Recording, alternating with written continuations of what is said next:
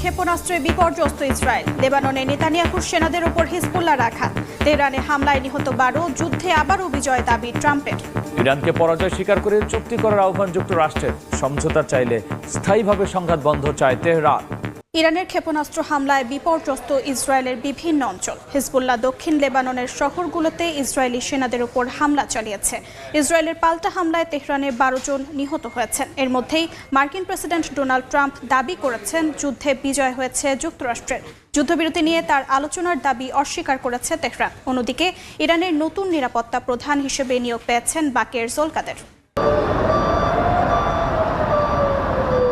Israel লক্ষ্য করে 10 ঘন্টারও কম সময়ে 7 দফা ক্ষেপণাস্ত্র হামলা চালিয়েছে ইরান। এতে ইসরায়েলের সামরিক যোগাযোগ ও স্যাটেলাইট রিসিভার স্টেশনকে লক্ষ্য করা হয়েছে বলেও দাবি করে দেশটি। এতে ইসরায়েলের কেন্দ্রীয় শহর বনে ব্রাকে বেশ কয়েকজন হতাহত হয়েছেন। ক্ষতিগ্রস্ত হয়েছে একটি ভবনও। লেবাননের দক্ষিণ সীমান্ত থেকে হিজবুল্লাহ ইসরায়েলের বিরুদ্ধে ক্ষেপণাস্ত্র ও আর্টিলারি হামলা চালিয়েছে। রাবাত হালাথিন, আল আদিসা ও মিজগাব এমের এলাকায় ড্রোন ও গাইডেড রকেট ব্যবহার করা হয়েছে। হিজবুল্লাহর হামলার জবাবে ইসরায়েল ও যুক্তরাষ্ট্র বিমান ও সামরিক বাহিনীর ব্যবহার করে আক্রমণ চালিয়েছে। ইস্পাহান, তাবরিজ, তেহরানের কেন্দ্রীয় ও পশ্চিমাঞ্চলের বিভিন্ন শহরে যুক্তরাষ্ট্র ও ইসরায়েলের হামলায় উল্লেখযোগ্য ক্ষতি হয়েছে। লেবাননের দক্ষিণে বিভিন্ন শহর লক্ষ্য করে বোমাবর্ষণ করেছে তেল আবিব। সেখানে বেশ কয়েকজন হতাহত হয়েছেন। এর মধ্যে ইরানের নতুন নিরাপত্তা প্রধান হিসেবে লারিজানির পদে বসলেন বাকের জোলকাদের। এদিকে মার্কিন প্রেসিডেন্ট ডোনাল্ড ট্রাম্প বলেছেন ইরান ও যুক্তরাষ্ট্রের মধ্যে যুদ্ধবিরতি নিয়ে আলোচনা চলছে। ট্রাম্পের মন্তব্যকে সরাসরি অস্বীকার করেছে ইরান। তেহরান কর্তৃপক্ষ এবং বিশ্লেষকরা ট্রাম্পের বক্তব্যকে বাজার চালানোর জন্য একটি কৌশল বলে ব্যাখ্যা করেছেন। বলেন যে কোনো শান্তি আলোচনা বা চুক্তি ঘটার আগে তেহরান তাদের শর্ত অনুযায়ী এগোতে চায়। ইরানের সঙ্গে আলোচনার দাবির মধ্যেই মধ্যপ্রাচ্যে নতুন করে আরও সেনা পাঠানোর সিদ্ধান্ত নিয়েছে যুক্তরাষ্ট্র। মার্কিন সেনাবাহিনীর বিশেষায়িত ফোর্স 82তম এয়ারবোর্ন ডিভিশনের কয়েক হাজার সেনা মোতায়েনের প্রস্তুতি নিচ্ছে পেন্টাগন। এই তথ্য নিশ্চিত করেছে বার্তা সংস্থা রয়টার্স। এই সেনারা 18 ঘন্টার মধ্যে যে কোনো গুরুত্বপূর্ণ অপারেশন, বিমানবন্দর দখল, দূতাবাস সুরক্ষা বা জরুরি উদ্ধার কার্যক্রমে অংশ নিতে পারে। বিশ্লেষকরা বলছেন কূটনৈতিক চাপ তৈরি করার পাশাপাশি ইরানকে সম্ভাব্য আলোচনায় বাধ্য করার একটি কৌশল। দিন গড়াচ্ছে, বাড়ছে ইরান যুক্তরাষ্ট্রের যুদ্ধের মেয়াদকাল। প্রতিদিন পরিবর্তন হচ্ছে মার্কিন প্রেসিডেন্ট ডোনাল্ড ট্রাম্পের সিদ্ধান্ত। একদিকে 15 দফা শান্তি আলোচনার প্রস্তাবের গুঞ্জন গণমাধ্যমে, অন্যদিকে নতুন করে মধ্যপ্রাচ্যে মার্কিন সেনা পাঠানোর সিদ্ধান্ত নিয়েছে পেন্টাগন। স্থানীয় সময় মঙ্গলবার জানানো হয় 82তম এয়ারবোর্ন ডিভিশনের 2 থেকে 3 হাজার সেনাকে মধ্যপ্রাচ্যে মোতায়েন করবে যুক্তরাষ্ট্র। এই সেনাদের মূল ঘাঁটি হবে ফোর্ট ব্রাগ, নর্থ ক্যারোলাইনা। রয়টার্সের তথ্য মতে যুক্তরাষ্ট্র আঞ্চলিক সামরিক সক্ষমতা বাড়ালেও ইরানে সেনা পাঠানোর বিষয়টি এখনও নিশ্চিত নয়। আগে থেকে মধ্যপ্রাচ্যে প্রায় 50,000 সেনা নিয়োগ করে রেখেছে যুক্তরাষ্ট্র। তবে এয়ারবোর্ন ডিভিশনের এই বিশেষ বাহিনী 18 ঘন্টার মধ্যে যে কোনো গুরুত্বপূর্ণ অপারেশন, বিমানবন্দর দখল বা দূতাবাস সুরক্ষা কার্যক্রমে অংশ নিতে পারে। সেনা মোতায়েনের পেছনে যুক্তরাষ্ট্রের উদ্দেশ্যগুলো বহুমুখী বলে ধারণা করা হচ্ছে। বিশ্লেষকদের মতে প্রেসিডেন্ট ডোনাল্ড ট্রাম্প ইরানের সঙ্গে সম্ভাব্য চুক্তির কথা উল্লেখ করছেন, কিন্তু একই সঙ্গে আঞ্চলিক নিরাপত্তা ও আক্রমণ প্রতিরোধের জন্য প্রস্তুতি বাড়ানো হচ্ছে। এই মোতায়েন কূটনৈতিক চাপ তৈরির পাশাপাশি ইরানকে সম্ভাব্য আলোচনায় বাধ্য করার একটি কৌশল বলেও ধারণা করা হচ্ছে। তবে যুক্তরাষ্ট্রের নতুন এই সিদ্ধান্তে রাজনৈতিক ঝুঁকিও কম নয়। মার্কিনীদের মধ্যে ইরানের সামরিক অভিযানের সমর্থন সীমিত। এই পদক্ষেপ ট্রাম্পের পূর্ব নির্বাচনী প্রতিশ্রুতির সঙ্গে সংঘাত তৈরি করতে পারে বলেও আশঙ্কা করা হচ্ছে। ইরান যুক্তরাষ্ট্র সংঘাত থামাতে টেবিলে এখন শর্তের লড়াই। ওয়াশিংটনের 15 দফা প্রস্তাবের বিপরীতে কঠোর 5 শর্ত দিয়েছে তেহরান। গণমাধ্যম মিডল ইস্টার তথ্য মতে পুনরায় যুদ্ধ শুরু না করার নিশ্চয়তা চেয়েছে ইরান। সেই সঙ্গে যুদ্ধের ক্ষয়ক্ষতিও দাবি করেছে পেজেশকিয়ান প্রশাসন। এদিকে ইউরেনিয়াম সমৃদ্ধকরণ বন্ধের পাশাপাশি হরমুজ প্রণালীতে অবাধ নৌ চলাচল নিশ্চিত করার প্রস্তাব দিয়েছে যুক্তরাষ্ট্র। ইসরায়েলি গণমাধ্যমের তথ্য মতে এই কাঠামো গৃহীত হলে দুই পক্ষ 1 মাসের যুদ্ধবিরতি ঘোষণা করতে পারে। হঠাৎ করে ইরান যুদ্ধ থেকে নিজেদের গুটিয়ে নিতে মরিয়া হয়ে উঠেছে যুক্তরাষ্ট্র। ঠিক এমন সময়ে বিভিন্ন গণমাধ্যমে শোনা যাচ্ছে যুক্তরাষ্ট্র প্রস্তাবিত 15 দফা শর্তের গুঞ্জন। নিউ ইয়র্ক টাইমসের তথ্য অনুযায়ী 2 মার্কিন কর্মকর্তা জানিয়েছেন এই প্রস্তাব পাকিস্তান সরকারের মাধ্যমে ইরানকে পাঠানো হয়েছে। যুক্তরাষ্ট্রের প্রস্তাব অনুযায়ী ইরানকে তার বিদ্যমান পারমাণবিক সক্ষমতা সম্পূর্ণভাবে ভেঙে ফেলতে হবে এবং ভবিষ্যতে কখনোই পারমাণবিক অস্ত্র তৈরি না করার প্রতিশ্রুতি দিতে হবে। একই সঙ্গে ইউরেনিয়াম সমৃদ্ধকরণ বন্ধ করতে হবে এবং 60% সমৃদ্ধ ইউরেনিয়াম আন্তর্জাতিক সংস্থার কাছে হস্তান্তর করতে হবে। নাতাঞ্জ, ফোর্দো ও ইস্পাহান সহ প্রধান পারমাণবিক স্থাপনাগুলো ভেঙে ফেলতে হবে। যুক্তরাষ্ট্রের প্রস্তাব অনুযায়ী ইরানকে মধ্যপ্রাচ্যে প্রক্সি গোষ্ঠীগুলোর প্রতি সব ধরনের সহায়তা বন্ধ করতে হবে, যার মধ্যে অর্থায়ন ও অস্ত্র সরবরাহ রয়েছে। পাশাপাশি হরমুজ প্রণালীতে অবাধ নৌ চলাচল নিশ্চিত করতে হবে। এদিকে যুক্তরাষ্ট্রের এই 15 দফা প্রস্তাবের দাবি সরাসরি নাকচ করে দিয়েছেন ইরানের সেনাবাহিনী। অন্যদিকে মিডল ইস্ট আইয়ের তথ্যমতে তেহরান স্পষ্ট করেছে তারা একতরফা ছাড় দিতে রাজি নয়। ইরান যুদ্ধ আর পুনরায় শুরু না হওয়ার নিশ্চয়তা, হরমুজ প্রণালীতে নিজেদের প্রভাব বজায় রাখা এবং মধ্যপ্রাচ্যে যুক্তরাষ্ট্রের সামরিক উপস্থিতি কমানোর দাবি তুলেছে। এছাড়া যুদ্ধের ক্ষয়ক্ষতির জন্য ক্ষতিপূরণ এবং নিজেদের বিরুদ্ধে বৈরী প্রচারণা বন্ধের শর্তও দিয়েছে। গাজায় ইসরায়েলি হামলায় এক শিশুসহ অন্তত 4 ফিলিস্তিনি নিহত হয়েছেন। রাফা ও মধ্য গাজায় আহত হয়েছেন আরও অন্তত 7 জন। অন্যদিকে অধিকৃত পশ্চিম তীরে ফিলিস্তিনিদের ঘরবাড়ি ও সম্পত্তির ওপর ব্যাপক হামলা, অগ্নিসংযোগ চালাচ্ছে অবৈধ ইহুদি বসতি স্থাপনকারীরা। এছাড়া ক্লিনিক ও স্কুল ভাঙচুর সহ বেসামরিক নাগরিকদের ওপর গুলি চালায় অবৈধরা। মধ্য গাজায় বেসামরিক মানুষের উপর বিমান হামলা চালায় ইসরায়েলি বাহিনী। এতে ঘটনাস্থলে কয়েকজন নিহত হয়েছেন। দক্ষিণ গাজার খান ইউনিসে ইসরায়েলি বাহিনীর গুলিতে 13 বছরের এক শিশু মারা গেছে। স্থানীয় গণমাধ্যম জানায় হামলার শিকার শিশুটি নিজ তাঁবুতে অবস্থান করছিল। রাফাহ ও উত্তর গাজাতেও ইসরায়েলি সামরিক যান থেকে ছোড়া গুলিতে বেশ কয়েকজন আহত হয়েছেন। আগে থেকে গাজায় সহিংসতা অব্যাহত থাকলেও ইরান যুদ্ধের পর তা আরও চরম আকার ধারণ করেছে। উপত্যকায় মানবিক সহায়তা পৌঁছাতেও বাধা দিচ্ছে ইসরায়েলি সেনারা। অন্যদিকে অধিকৃত পশ্চিম তীর জুড়ে ফিলিস্তিনিদের উপর হামলা চালাচ্ছে অবৈধ ইহুদি বসতি স্থাপনকারীরা। ফিলিস্তিনি সংবাদ মাধ্যম জানায় নাবলুসের দক্ষিণে হাওয়ারা শহরের একটি মাধ্যমিক স্কুলে হামলা চালায় বসতি স্থাপনকারীরা। এ সময় স্কুল থেকে ফিলিস্তিনি পতাকা নামিয়ে ইসরায়েলি পতাকা উড়িয়ে দেয় তারা। দেয়ালে লিখে রাখে আরবেরা নিপাত যাক। এর আগে রামাল্লার কাছেও কিছু হামলার খবর পাওয়া গেছে। বুরকা শহরে একটি ক্লিনিক ও গাড়িতে আগুন ধরিয়ে দেয় অবৈধ বসতি স্থাপনকারীরা। সবচেয়ে বড় হামলা চালানো হয় আল ফান্দাকুমিয়া ও সিলাত আদ দাহর শহরে। স্থানীয়রা জানান ফিলিস্তিনি জমির উপর নির্মিত হুয়েশ বসতি থেকে আসা অবৈধরা তাদের উপর হামলা চালায়। সেখানে ঘরবাড়ি ও যানবাহন পুড়িয়ে দেওয়া হয়। এ সময় বেশ কয়েকজন আহত হয়েছেন। রুশ ড্রোন হামলায় ইউক্রেনের নাগরিকদের জীবন বিপর্যস্ত হয়ে উঠেছে। ব্যাপক ক্ষয়ক্ষতি ও 4 জনের মৃত্যুর খবর মিলেছে। একই সঙ্গে আহত হয়েছেন 30 জনের বেশি। জেলেনস্কি বলছেন রাশিয়াকে শান্তি আলোচনায় ফেরাতে আরও চাপ প্রয়োজন। সোমবার রাত ও মঙ্গলবার ভোরের হামলায় ইউক্রেনের পলতাভা, জাপোরিজিয়া ও খেরসন অঞ্চলে বেশ কয়েকজন হতাহত হয়েছেন। ক্ষতিগ্রস্ত হয়েছে আবাসিক ভবন, হোটেল এবং শিল্প অবকাঠামো। কর্তৃপক্ষ জানিয়েছে কয়েকটি অঞ্চলে বিদ্যুৎ বন্ধ রয়েছে। রাশিয়া সোমবার থেকে মঙ্গলবার পর্যন্ত রেকর্ড 948টি ড্রোন ব্যবহার করেছে। ইউক্রেনের বিমান প্রতিরক্ষা ব্যবস্থা 365টি ড্রোন এবং 25টি ক্ষেপণাস্ত্র ধ্বংস করেছে। তবে প্রতিরক্ষা ব্যবস্থার সীমাবদ্ধতার কারণে আরও সুরক্ষা প্রয়োজন বলে জানায় তারা।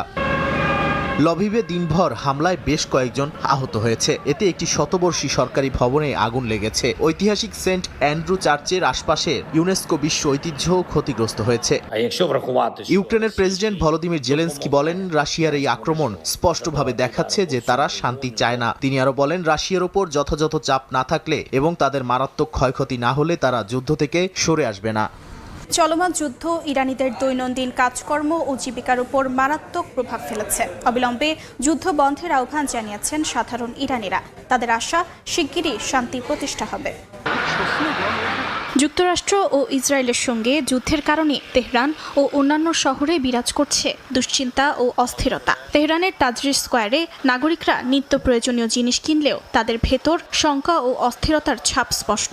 শিশুদের খেলাধুলা সীমিত, কেউ বেশিক্ষণ বাইরে থাকছেন না, কাজ শেষেই ফিরছেন বাসায়। স্থানীয়রা জানান প্রতিদিনকার কাজকর্ম প্রভাবিত হচ্ছে। সুরক্ষা নিশ্চিত করার জন্য সরকারি কর্মকর্তা ও নিরাপত্তা বাহিনী বাড়তি নজরদারি চালাচ্ছে।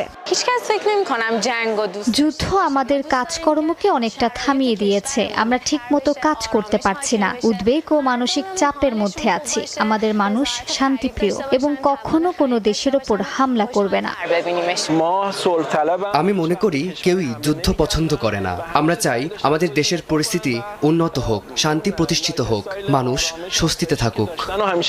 ইরানের বাসিন্দারা আশা প্রকাশ করছেন আন্তর্জাতিক ও কূটনৈতিক চেষ্টার মাধ্যমে শান্তি স্থাপন সম্ভব। তারা উদ্বেগ প্রকাশ করছেন যে যুদ্ধ দীর্ঘস্থায়ী হলে মানবিক বিপর্যয় আরও গভীর হবে। সাধারণ মানুষের দৃষ্টি এবং আশা যুদ্ধবিরতির দিকে, যাতে তারা আবার স্বাভাবিক জীবনযাত্রায় ফিরে যেতে পারে। যুক্তরাষ্ট্রের বিরুদ্ধে রাষ্ট্রীয় সন্ত্রাসের অভিযোগ এনেছেন উত্তর কোরিয়ার সর্বোচ্চ নেতা কিম জং উন। একই সঙ্গে দক্ষিণ কোরিয়াকে সবচেয়ে বৈরী দেশ হিসেবে আনুষ্ঠানিকভাবে স্বীকৃতি দিয়েছেন তিনি। নতুন দফায় নির্বাচিত হওয়ার পর ১৫তম সুপ্রিম পিপলস অ্যাসেম্বলির প্রথম অধিবেশনে অংশ নেন উত্তর কোরিয়ার সর্বোচ্চ নেতা কিম জং উন। এদিন বেশ কিছু রাষ্ট্রীয় নীতির বিষয়ে বক্তব্য রাখেন তিনি। উত্তর কোরিয়ার পারমাণবিক মর্যাদা নিয়ে কোনো ধরনের দর কষাকষির সুযোগ নেই বলে সাফ জানিয়ে দিয়েছেন কিম। বলেন, আত্মরক্ষামূলক পারমাণবিক প্রতিরোধী জাতীয় নিরাপত্তা, আঞ্চলিক স্থিতিশীলতা ও অর্থনৈতিক উন্নয়নের ভিত্তি। অধিবেশনে মার্কিন প্রেসিডেন্ট ডোনাল্ড ট্রাম্পের নাম না নিয়ে যুক্তরাষ্ট্রের প্রতি সতর্ক বার্তা দিয়েছেন উত্তর কোরিয়ার সর্বোচ্চ নেতা। বলেন, যুক্তরাষ্ট্র বর্তমানে বিশ্বজুড়ে রাষ্ট্রীয় সন্ত্রাস ও আগ্রাসন চালাচ্ছে। শত্রুদের হুঁশিয়ারি দিয়ে বলেন, সংঘাত নাকি শান্তিপূর্ণ সহাবস্থান বেছে নেবে সেটা তাদের সিদ্ধান্ত। পিয়ংইয়ং যে কোনো পরিস্থিতির মোকাবিলা করতে প্রস্তুত বলেও হুঁশিয়ারি দেন তিনি। একই সঙ্গে দক্ষিণ কোরিয়াকে সবচেয়ে বৈরী রাষ্ট্র হিসেবে আনুষ্ঠানিক স্বীকৃতি দিয়ে সম্পর্কের নতুন কাঠামো নির্ধারণ করেছে পিয়ংইয়ং। সিউলের যে কোনো পদক্ষেপকে সার্বভৌমত্বের হস্তক্ষেপ হিসেবে দেখলে নির্দয় প্রতিক্রিয়ার হুমকি দিয়েছেন কিম। এই অবস্থান দুই কোরিয়ার মধ্যে অবশিষ্ট কূটনৈতিক যোগাযোগ আরও সংকুচিত করতে পারে বলে মনে করছেন বিশ্লেষকরা। অধিবেশনে সমাপনী বক্তব্যে কিম দেশের প্রতিরক্ষা ব্যবস্থা আরও জোরদার করার প্রত্যয় ব্যক্ত করেন। স্পষ্ট করে দেন, উত্তর কোরিয়ার পারমাণবিক মর্যাদা কখনোই পরিবর্তন করা যাবে না।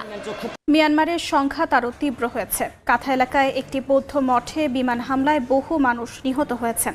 বাগো অঞ্চলে সেনা অভিযানের কারণে হাজার হাজার মানুষ ঘরবাড়ি ছেড়ে পালিয়ে যাচ্ছেন। মিয়ানমারের কাথা এলাকায় একটি 4তলা বৌদ্ধ মাঠে বিমান হামলা চালায় জান্তা বাহিনী। এতে ভবনে আগুন ধরে যায় এবং বহু মানুষের প্রাণহানির আশঙ্কা করা হচ্ছে। স্থানীয় সূত্রগুলো বলছে, সাম্প্রতিক সময়ে প্রায় প্রতিদিনই বিমান হামলা চালানো হচ্ছে, যা বেসামরিক মানুষের জন্য মারাত্মক ঝুঁকি তৈরি করছে। বাগো অঞ্চলে সেনাবাহিনীর চলমান অভিযানের কারণে হাজার হাজার মানুষ ঘরবাড়ি ছেড়ে পালাতে বাধ্য হয়েছেন। হারানো এলাকা পুনর্দখলের চেষ্টা চালাতে গিয়ে সেনারা একের পর এক গ্রামে অভিযান চালাচ্ছে। এ কারণে বহু গ্রাম এখন জনশূন্য হয়ে পড়েছে এবং বাস্তুচ্যুত মানুষগুলো অনিশ্চয়তার মধ্যে দিন কাটাচ্ছেন। মাগুয়ে অঞ্চলে সরকার বিরোধী সশস্ত্র গোষ্ঠীগুলোর মধ্যে অভ্যন্তরীণ সংঘর্ষে এক কমান্ডার নিহত হয়েছেন। একই ঘটনায় আরও কয়েকজন আহত হয়েছেন। দুই পক্ষই একে অপরের বিরুদ্ধে হামলার অভিযোগ তুলছে। শান্তি আলোচনার চেষ্টা চললেও তা ভেঙে পড়ায় পরিস্থিতি আরও জটিল হয়ে উঠেছে। উত্তর শান রাজ্যে দুই শক্তিশালী সশস্ত্র গোষ্ঠীর মধ্যে উত্তেজনা কিছুটা কমেছে। একটি গোষ্ঠী সীমান্তবর্তী এলাকা থেকে সেনা ও ভারী অস্ত্র সরিয়ে নিয়েছে। এতে সম্ভাব্য সংঘর্ষ এড়ানো গেছে এবং স্থানীয় বাসিন্দাদের মধ্যে স্বস্তি ফিরেছে। তবে এলাকায় এখনও সতর্ক অবস্থা বিরাজ করছে। বিশ্লেষকরা বলছেন, রাশিয়ার দেওয়া যুদ্ধবিমান, হেলিকপ্টার, সামরিক কৌশল মিয়ানমারের যুদ্ধে বড় ভূমিকা রাখছে। বিশেষ করে বিমান হামলা এবং ড্রোনের ব্যবহারের ফলে সামরিক বাহিনী অনেক ক্ষেত্রে কৌশলগত সুবিধা পাচ্ছে। একই সঙ্গে বাধ্যতামূলক সৈন্য নিয়োগের মাধ্যমে সেনাবাহিনীর জনবলও বাড়ানো হয়েছে। সংঘাতে ড্রোন যুদ্ধও নতুন মাত্রা পেয়েছে। সামরিক বাহিনী উন্নত নজরদারি ও আক্রমণ ড্রোন ব্যবহার করছে। অন্যদিকে প্রতিরোধ গোষ্ঠীগুলো নতুন প্রযুক্তি ব্যবহারের চেষ্টা করছে। তবে সমন্বয়ের অভাব তাদের বড় চ্যালেঞ্জ হয়ে দাঁড়িয়েছে। ইরান যুদ্ধের প্রভাবে জ্বালানির দাম বাড়তেই ট্রাম্পের জনপ্রিয়তায় বড় ধাক্কা। রয়টার্স ইপসোস জরিপে অনুমোদন নেমে এসেছে 36%, যা দ্বিতীয় মেয়াদের সর্বনিম্ন। রয়টার্স ইপসোসের সর্বশেষ জরিপে দেখা গেছে মার্কিন প্রেসিডেন্ট ডোনাল্ড ট্রাম্পের অনুমোদন হার নেমে এসেছে 36%, যা তার দ্বিতীয় মেয়াদের সর্বনিম্ন। মাত্র এক সপ্তাহ আগেও এই হার ছিল 40%। বিশ্লেষকরা বলছেন, ইরান যুদ্ধের প্রেক্ষাপটে জনসমর্থনে এই পতন রাজনৈতিক চাপের স্পষ্ট ইঙ্গিত। গত 28 ফেব্রুয়ারি যুক্তরাষ্ট্র ইসরায়েলের যৌথ হামলার পর থেকেই যুক্তরাষ্ট্রে জ্বালানির দাম দ্রুত বাড়ছে। জরিপে অংশগ্রহণকারীদের মাত্র 25% জীবনযাত্রার ব্যয় নিয়ন্ত্রণে ট্রাম্পের ভূমিকার প্রতি সন্তুষ্টি প্রকাশ করেছেন। একইভাবে অর্থনীতি পরিচালনায় তার অনুমোদন নেমে এসেছে 29%, যা তার 2 মেয়াদের মধ্যেই সর্বনিম্ন। ইরান ইস্যুতে সামরিক পদক্ষেপ নিয়েও জনমত নেতিবাচক। মাত্র 35% মার্কিন নাগরিক ইরানে হামলাকে সমর্থন করেছেন, বিপরীতে 61% এর বিরোধিতা করেছেন। পাশাপাশি নতুন এক জরিপে 59% মার্কিন মনে করছেন ইরানে যুক্তরাষ্ট্রের সামরিক পদক্ষেপ অতিরিক্ত। জরিপ অনুযায়ী 46% নাগরিক মনে করেন ইরান যুদ্ধ দীর্ঘমেয়াদে যুক্তরাষ্ট্রকে আরো অনিরাপদ করবে। একই সঙ্গে প্রায় 2/3 মানুষ ইরানকে পারমাণবিক অস্ত্র অর্জন থেকে ঠেকানোকে গুরুত্বপূর্ণ লক্ষ্য হিসেবে দেখলেও যুদ্ধের কৌশল নিয়ে বিভক্তি স্পষ্ট। এর মধ্যেই মধ্যপ্রাচ্যে অতিরিক্ত সেনা পাঠানোর প্রস্তুতি এবং তেলের দামের ঊর্ধ্বগতি সব মিলিয়ে ট্রাম্প প্রশাসনের সামনে অর্থনীতি ও নিরাপত্তা দুই দিকেই বড় চ্যালেঞ্জ তৈরি করছে। জ্বালানি সংকট মোকাবেলায় আগামী 5 দিনের জন্য গাড়ি চলাচল নিয়ন্ত্রণ কঠোর করার সিদ্ধান্ত নিয়েছে দক্ষিণ কোরিয়া সরকার। বুধবার থেকে এই নিয়ম কার্যকর হচ্ছে। সাধারণ নাগরিক ও বেসরকারি প্রতিষ্ঠানগুলোকেও স্বেচ্ছায় এই সাশ্রয়ী অভিযানে অংশ নিয়ে জাতীয় সংকটে পাশে দাঁড়ানোর অনুরোধ জানিয়েছেন কর্তৃপক্ষ। মধ্যপ্রাচ্যের ক্রমবর্ধমান রাজনৈতিক উত্তাপ এবার সরাসরি আঘাত হানল এশিয়ার অন্যতম শীর্ষ অর্থনীতির দেশ দক্ষিণ কোরিয়ায়। বিশ্ববাজারে জ্বালানি তেলের সরবরাহ ব্যবস্থায় ভেঙে পড়ার আশঙ্কায় কঠোর অবস্থানে গেছে সিউল। সরকারি খাতের সকল কর্মকর্তা কর্মচারীর জন্য 5 দিনে একদিন গাড়ি চলাচল বন্ধ রাখার নিয়ম বাধ্যতামূলক করেছে দেশটির সরকার। মঙ্গলবার রাজধানী সিউলে অনুষ্ঠিত মন্ত্রিসভার বৈঠকে জলবায়ু, জ্বালানি ও পরিবেশ মন্ত্রী কিম সং হোয়ান এই সিদ্ধান্ত গ্রহণ করেন। বুধবার রাত 12টা থেকে দেশ জুড়ে এই সিদ্ধান্ত কার্যকর হচ্ছে। বৈশ্বিক জ্বালানি সরবরাহের উপর